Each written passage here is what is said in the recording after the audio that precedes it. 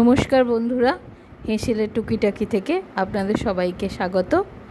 আজ আমি চলে এসেছি আবার একটা নতুন ধরনের নিরামিষ রেসিপি নিয়ে, মোচার ধোঁকা।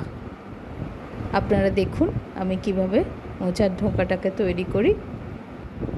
প্রথমে আমি মোচার কাঠি আর যে অংশটা বাদ দিতে হয় সেটা বাদ দিয়ে মোচাগুলোকে ছাড়িয়ে নিয়েছিলাম।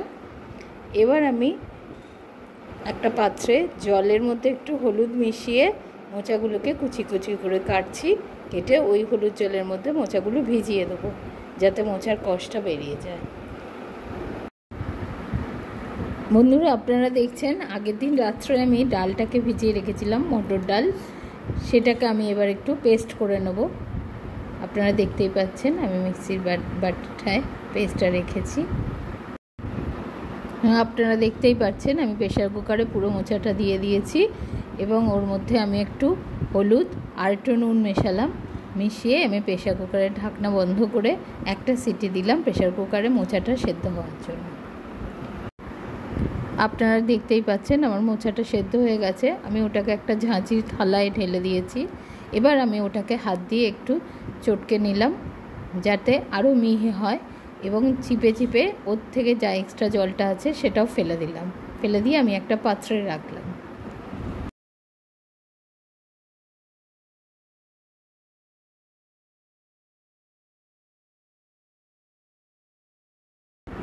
হ্যাঁ, আপনারা দেখতেই পাচ্ছেন আমি কড়াইতে সাদা তেল দিয়ে দিয়েছি।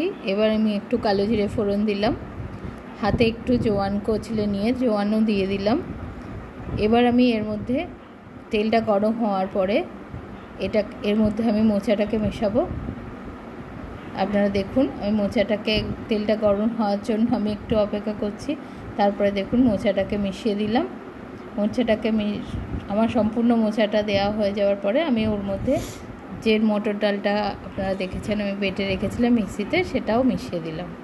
এবার আমি একা একা লঙ্কার গুঁড়ো, তারপরে হলুদ গুঁড়ো, জিরে গুঁড়ো, ধনে গুঁড়ো,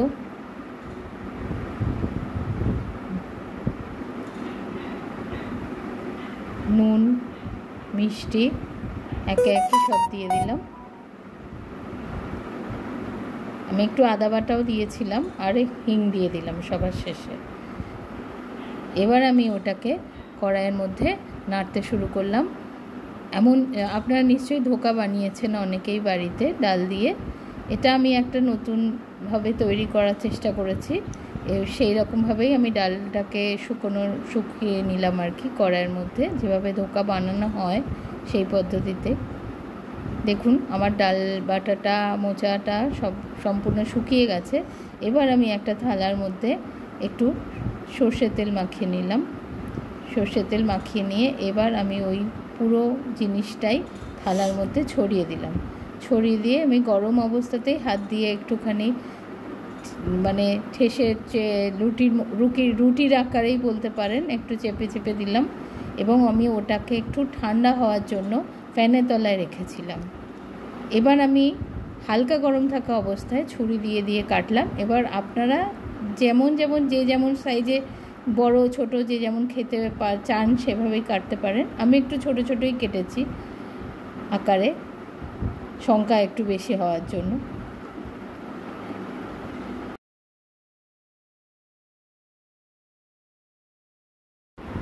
আপনারা দেখতেই পাচ্ছেন আমি ছুরি দিয়ে এটাকে একটু বরফির আকারে কাটার চেষ্টা করেছি।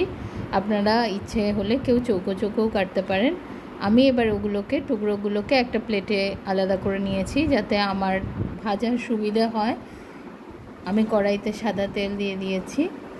এবার আমি এক এক করে বড়াগুলোকে ভাজতে শুরু করেছি।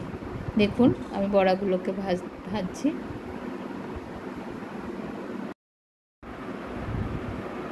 আপনারা দেখেছেন আমি তেলটা একটু বেশি গরম হয়ে গেছে। তারপর আমি গ্যাসটা কমিয়ে দিয়ে আস্তে আস্তে অল্প অল্প করে, সংখ্যায় অল্প করে করে ধোঁকাগুলোকে ভাজলাম। এবার আমি কড়াইয়ের মধ্যে আর একটু তেল দিয়ে তার মধ্যে জিরে, তেজপাতা ফোড়ন দিয়ে আলুগুলোকে দিয়ে দিলাম। এবার আমি আলুগুলোকে ভাজতে শুরু করলাম। খুব লাল করে ভাজার দরকার নেই, এমনি মিডিয়াম একটু ভাজলেই হবে। এবং আমি আলুগুলোর ওপর হলুদ দিলাম, লঙ্কার গুঁড়ো দিলাম, জিরে গুঁড়ো দিলাম। এবার আমি আস্তে আস্তে ওগুলোকে, আলুটাকে একটু ভাজতে শুরু করলাম। হ্যাঁ, আমি এবার একটু হিং ব্যবহার করলাম। আপনারা দেখেছেন আমি বড়াটা করতেও একটু হিং দিয়েছিলাম। নিরামিষ রান্নায় একটু হিঙের গন্ধটা ভালোই লাগে, আর এইসব রান্নায় তো আরও বেশি ভালো লাগে। এবার আমি এর মধ্যে জল মিশিয়ে দিলাম। আলুটা ভাজা হয়ে যাওয়ার পরে আমি জল দিয়ে দিলাম আলুটাকে একটু সেদ্ধ হওয়ার জন্য। এবং নুন মিষ্টিও পরিমাণ মতো স্বাদ অনুযায়ী দিয়ে দিয়েছি।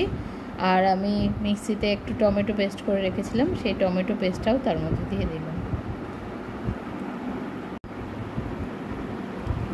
হ্যাঁ, আমি জল মিশিয়ে দিয়েছি। দেখুন, মিক্সির বাটিটা ধুয়েও একটু জল দিয়ে দিলাম। এবার আমি একটুখানি ফোটার জন্য রাখলাম। আলুগুলো শুধু আমি একটু খুন্তি দিয়ে ভাঙতে পারবো সেইভাবে, সেটার জন্যই আমি অপেক্ষা করলাম আর কি। আলুটা একটু ফুটে উঠলে এবার আমি দেখছেন তো হাতা দিয়ে একটু দেখছি আলুটা সেদ্ধ হয়েছে কি না।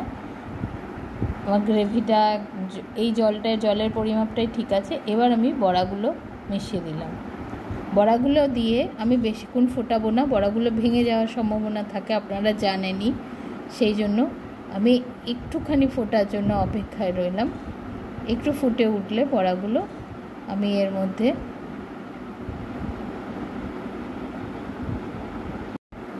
একটু ঘি দিয়ে দিলাম।